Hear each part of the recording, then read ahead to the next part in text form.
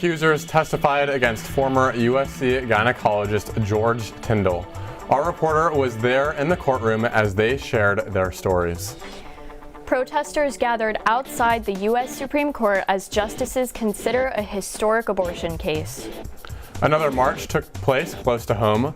Find out why USC students are frustrated with the Los Angeles Police Department and DPS. Annenberg TV News is next. Live from USC, you're watching Annenberg TV News.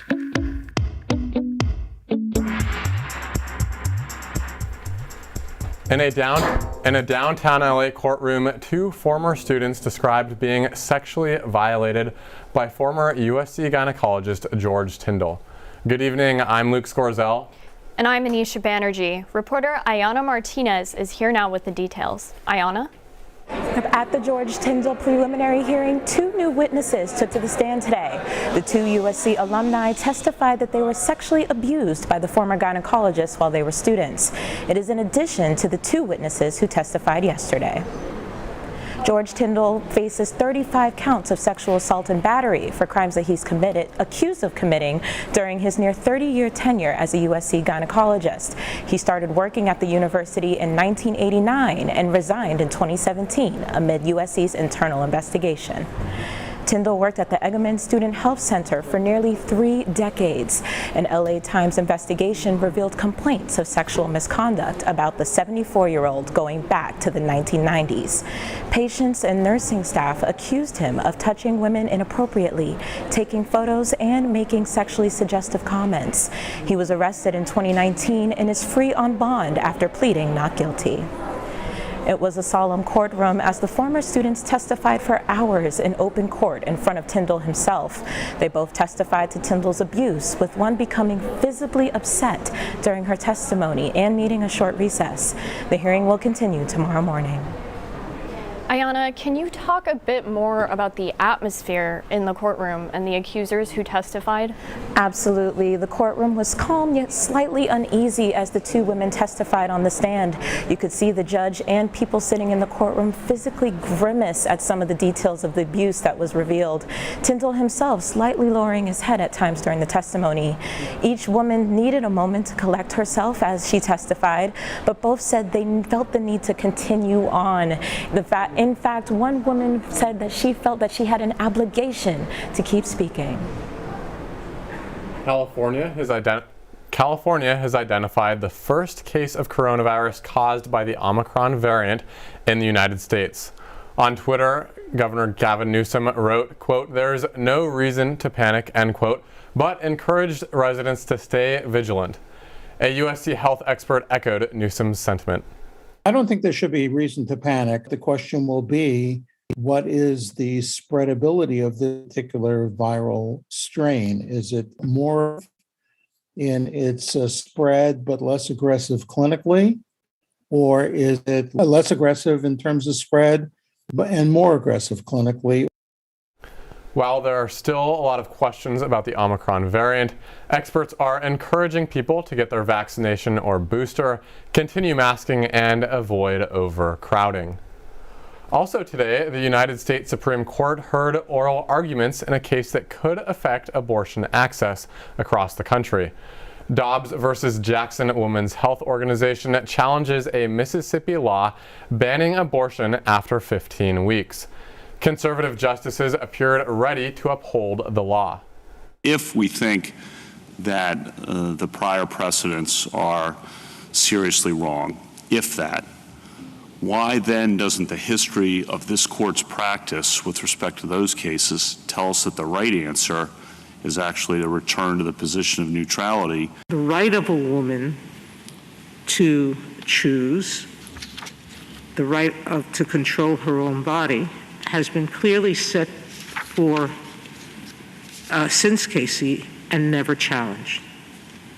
You want us to reject that line of viability and adopt something different. In response to the hearing, hundreds of activists from both sides of the argument picketed outside the Supreme Court. U.S. Capitol Police said they arrested nearly 36 people for illegally blocking street traffic in the area.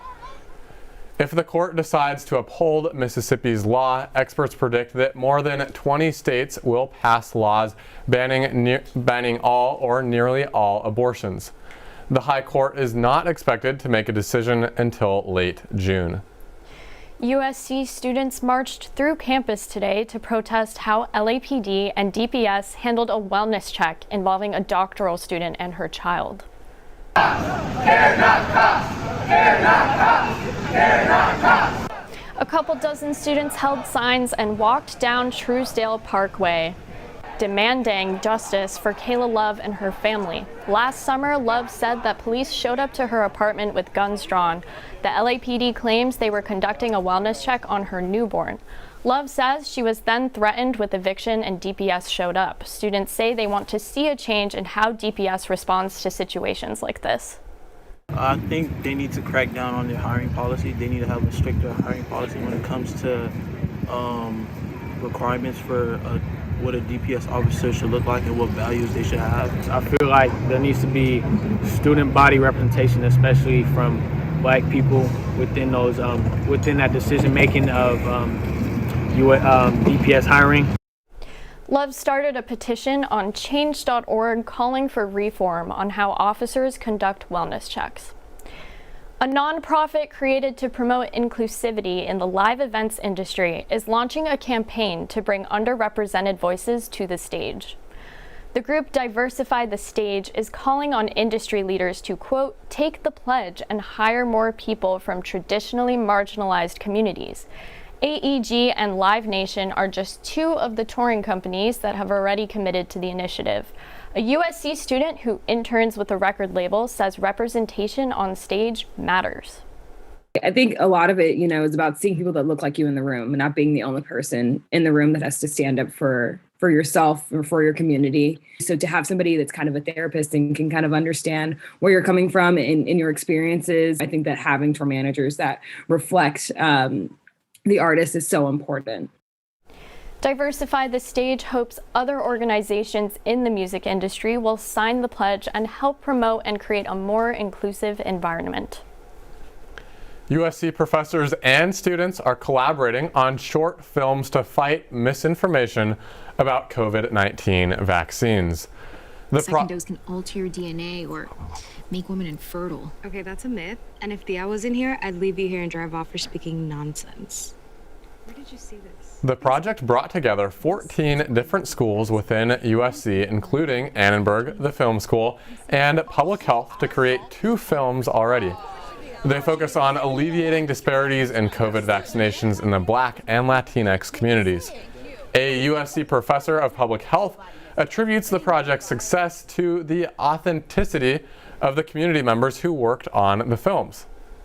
The community-based participatory nature of the work that we do and the fusion of the academy with the community in general really makes a difference. We're really hoping that this is going to continue to increase the rates of vaccination, throughout these communities, and that in particular we'll see an increase also in the rates for parents and especially for the younger kids as well. A third film is on the way and focuses on multi-ethnic communities and encourages parents to vaccinate their children.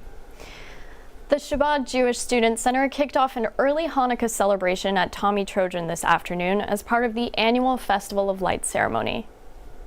Around the table and let's have a treat. Dreidels to spin and life.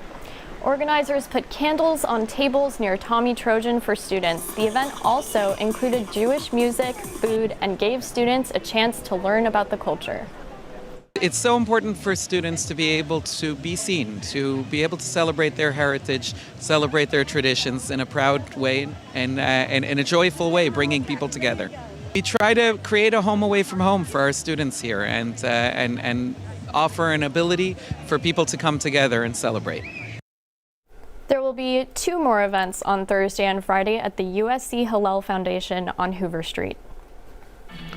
Coming up, our very last meta moment, a USC professor shows us the importance of breathing. Park, and I'll show you one way LA is observing World AIDS Day. And see how a Gen Z artist turned her passion for makeup into a career. We have more for you after the break.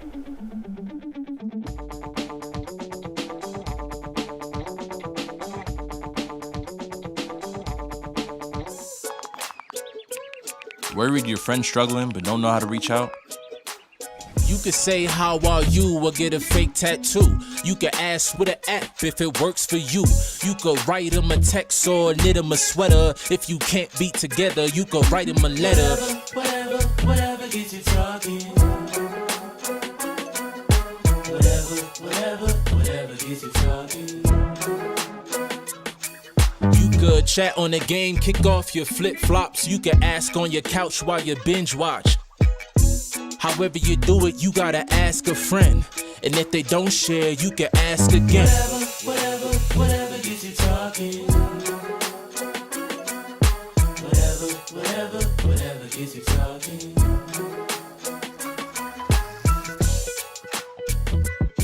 There are a lot of ways to reach out to a friend about their mental health. Learn how you can help at seizetheawkward.org.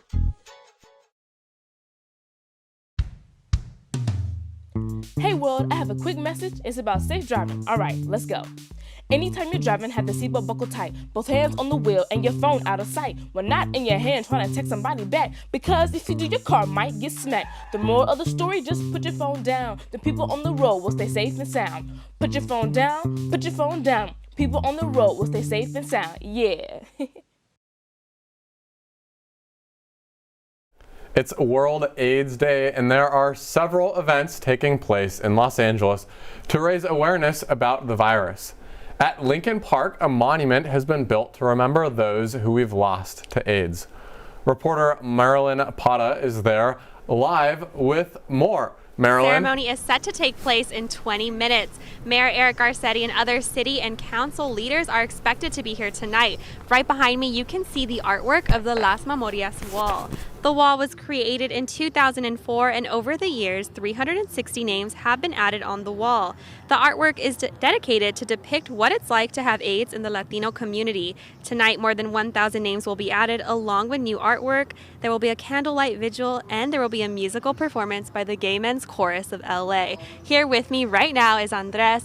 So Andres, I heard that this has been closed for 2 years. So what does it mean for it to be open tonight? Yeah, absolutely. We've been anticipating this opening of the monument for 2.5 years. We hit a road bump with COVID, but now we're happy to open the space to community folks. It's the first nationally publicly funded nation in the nation, and it's also a place for healing and for community folks to really remember those who've passed away from HIV, and also anchors the work that we do as HIV advocates. I wish people can see how it looks. It looks really beautiful. And how many people are expected to be here tonight? Yeah, we're expecting 600 folks from throughout Los Angeles County. We have representatives of the White House. We have state and assembly members as well, and community folks at large. Wow, well, that is amazing. Thank you so much, Andres. Have a great night. The AIDS Healthcare Foundation is also hosting other things around LA, like the sold-out concert tonight at the Forum. For Annenberg Media, I'm Marilyn Parra. Back to you guys in the studio. The holiday season is underway, and that means holiday parties. Entertainment reporter Anaja Smith is here with a story about how you can make your looks a little bit more festive. It's time to start thinking about those party outfits. One TikToker is putting a spin on what it means to get holiday ready and shows you step by step in her tutorials.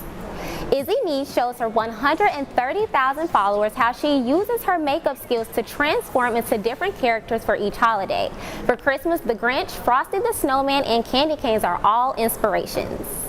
I think Christmas is one of the best times of the year. I mean, Halloween is like my number one, but Christmas is really close behind it, okay? And I don't, like, there's just so much good energy, and it makes me want to put, like, holiday stuff on my face. Izzy first discovered her love for makeup when she was 13. Since then, she used it as a way to express herself. That's where my love for makeup stems from, and it's just been that way ever since, and it's just been growing and growing and growing over the years to the point where, you know, it just became my creative outlet, because whenever, like, I would get sad or, like, just feel like I needed to do something, makeup is what I would do. Izzy says if you practice at it, you can get just as good as she is. Talking about glam, we need to know what the weather looks like for the following week. Ramya, over to you.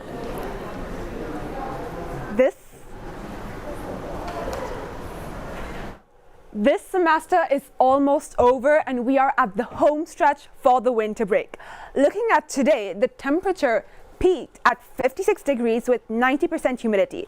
It was a sunny day, which was really nice, but don't get too comfortable as going into the rest of the week, the temperatures will dip down to the 60s. We see Thursday to Saturday, the weather will be partially cloudy and the highs will be in the 60s and the lows will be in 48. However, don't worry, going into the new week, we see temperatures on Sunday and Monday will be in the 80s and the lows in the 50s. It will also be bright and sunny on Sunday. Well, talking about the weather warming up, Nicole, how are our USC football athletes doing? Well, Ramya, Lincoln Riley continues to have an immediate impact on USC football. He's already taking notes on current Trojans attending practice this week. Men's basketball returns to action at the Galen Center tonight as they open up Pac-12 play.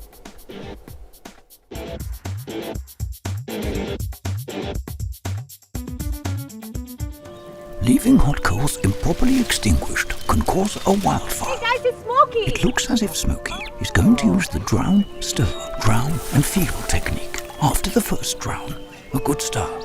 Next, another drink. And finally, a close feel. Is it cool? Okay. Yeah. Hey, Smokey, catch! Oh, my bad, Smokey. Only you can prevent wildfires. When I was your age, I was just like you, fascinated by stars.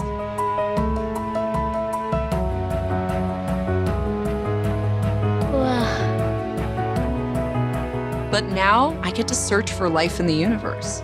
And who knows, maybe life is looking for us too. So we're like aliens to them? Yeah. Does anyone want to be a scientist now? I do. Awesome. We need more girls in STEM. Maybe we can find aliens. I'll never forget the day our landlord called and said, read your lease. No pets allowed. My owner tells him my dog ate the lease, but that didn't work. And now I'm stuck in a shelter. But this pit bull is ready for a new crib. I'm loving, loyal, and play well with others. So don't be intimidated by all my muscles, because the biggest one I have is my heart. That's right, I said it.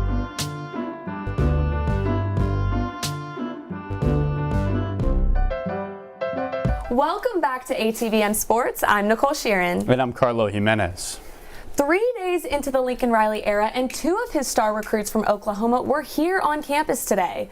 Malachi Nelson, the number 3 overall prospect for the 2023 class, according to ESPN, was in the building. He is already committed to USC. Also with Nelson on campus was Los Alamitos star wide receiver Makai Lemon. He decommitted from Oklahoma yesterday, but is yet to commit to USC. Lincoln Riley is getting to know his new program. The former Oklahoma coach was taking it all in from the sidelines at practice yesterday. Dante Williams will be the coach for USC's last game of the season against Cal. But this gives Riley a chance to plan for the future. Senior defensive lineman Nick Figueroa on the new hire. You know, there's a lot of positive optimism around our program, and I think we just want to keep that rolling into the next game and kind of use that to build momentum going into the next season. You know, whether it be in like recruiting or within our own team, like I think there's a lot of potential here, and you know, it's a match with start a fire. So Mike Bones swiped right with Lincoln Riley, so let's do some swiping ourselves. First up, USC goes 9-3 this next season. Yeah, Nicole, look, the future is bright with Lincoln Riley, but this isn't college basketball. Freshmen don't make that much of an impact. Just look at USC's top recruit, Corey Foreman. He only has 1.5 sacks this season. Also, with the majority of the team coming back, USC ranks in the bottom of the conference in points per game allowed, defensive red zone percentage, and tackles for losses, 3 big-time statistical categories that you need to excel at if you want to win football games. It's going to take some time before the Trojans get to that 9-win ranking. Riley is exactly what the Trojans needed this season, so I'm swiping right on this one. It's rare that freshmen make an immediate impact, you're right. But with the new transfer portal, they can utilize those players with 2 to 3 years of experience. Take Taj Washington, for example. Transferred from Memphis. He was terrific for the Trojans this season. And with Riley's track record, he brought Oklahoma to 4 Big 12 titles and 3 college football playoff appearances. Plus, he secured a 5-star quarterback recruit, Malachi Nelson. So yes, USC, they've had a losing streak this season. But with Riley in their hands, it's looking pretty bright. Now, next up, we have Will. In 3 years, USC will make a college football playoff appearance. Yeah, good things take time, and this is going to take some time for the Trojans to get all the way to a college football playoff bid. Look, no Pac-12 team has made the college football playoff in the last 5 years.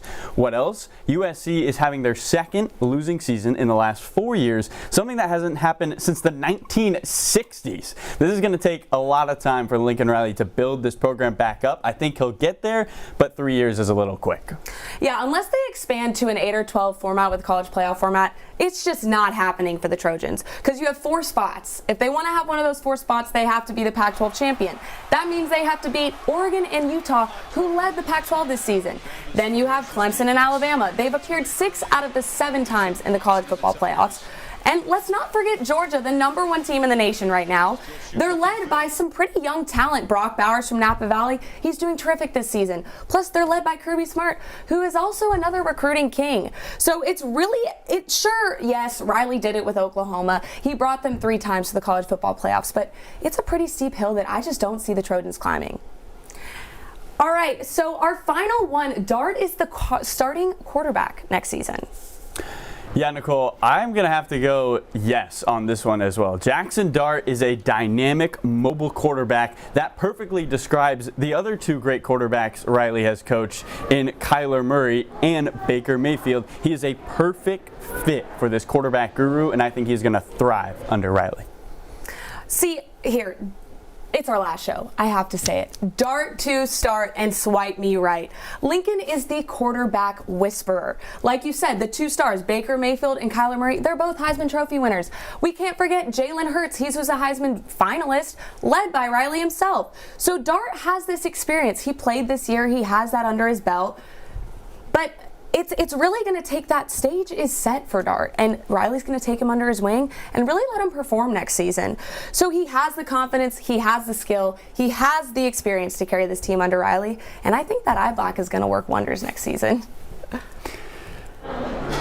Nathan, we want to hear what you think. We have our special guest, our executive producer himself. What are your thoughts on Dart to start? Yeah, thanks guys. So first of all, thank you for having me, Nicole and Carlo. It's great to be on the show. My thoughts, I have to disagree with you guys. You see Caleb Williams, who was a quarterback at Oklahoma, played great. And Spencer Rattler, a former Oklahoma quarterback now who's in the transfer pool, he could easily go to USC and follow Lincoln Riley. And also Jackson Dart, Keenan Slovis is still the senior next year, and he could easily come back because he's competitive.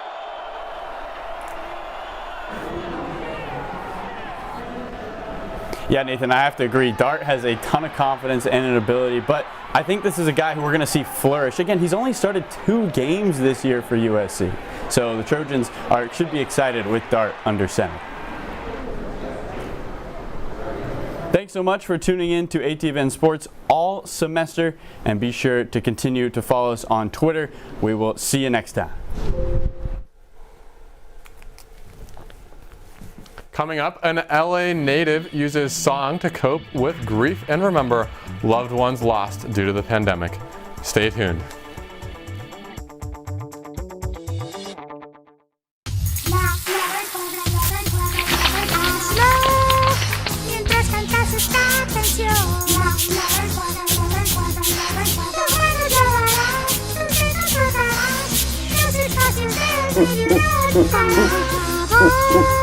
Tus manos limpias estarán. 5, 4, 3, 2, 1. Ahora seco. Lávate las manos por 20 segundos como Elmo. Hay algo especial acerca de este lugar. Se siente como un hogar, una sala debajo del cielo y los árboles.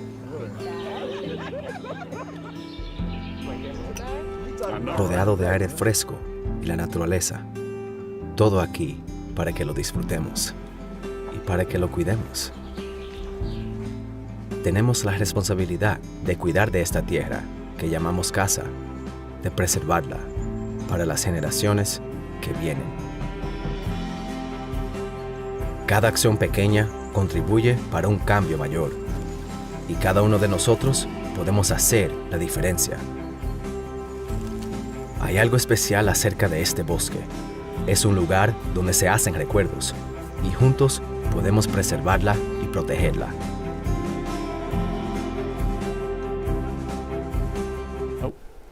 To honor the people we lost during the pandemic, a local artist created a piece combining family memories, music, and spoken word. Annenberg reporter Deja Carisi shows us their work. Ya no juegues con mi honra. Around the world, millions lost their loved ones due to the pandemic. At the LAX Festival, Los Angeles native Dorian Woods created a sound remembrance piece entitled 2021. When I came up with the idea of 2021, I knew that I wanted to create a quadraphonic sound space that welcomed people into an immersive experience. Dedicating this piece to loved ones wasn't enough for Woods. She says the only way to really show her appreciation was to allow families to share their personal memories. My dear friend and colleague Leslie Stern passed on from this life on January 28th, 2021. She was an amazingly talented and sensual writer and gardener, a superb friend and a lover of life. And listening to these stories over and over as I was working on the piece was more emotionally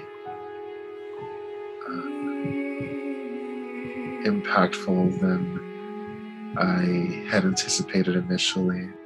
Intrigued by conversations I've had with others as to how we can deal with grief in our own way. 2021 is also a reflection of the daily routines we lost during the pandemic. Woods hopes her piece will continue the conversation of being comfortable with grief and adjusting to a new normal. For Annenberg Media, I'm Deja Charisse.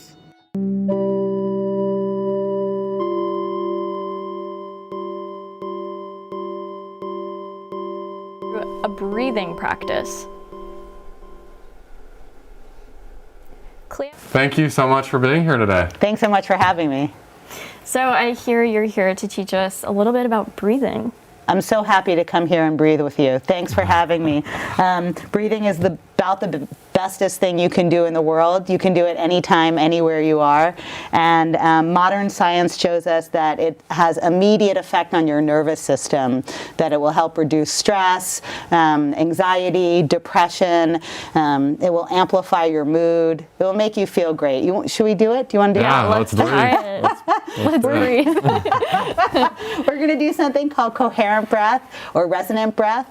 It's basically taking 5 breaths a minute. So slowing the breath down significantly to about a 5 or 6 second inhale, 5 or 6 second exhale. That might be too long for you. If you haven't done this, you might need to do a 4 or 5 second one.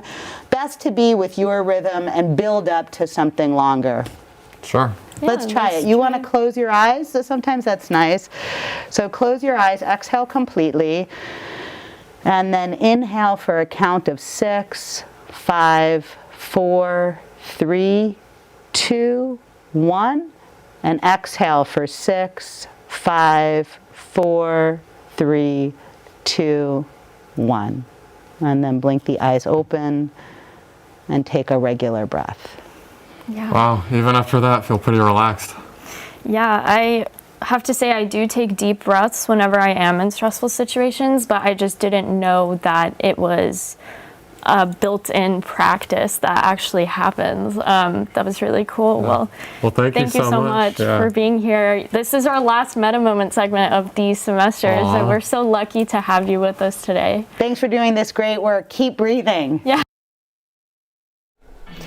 Thanks for watching Annenberg TV News. From everyone here, including Frosty the Snowman, I'm Anisha Banerjee. And I'm Luke Scorziell. For more coverage, watch and subscribe to our YouTube channel at youtube.com/Annenberg Media. This is our last show for the semester. Thank you so much for sticking with us. I hope you have a good night.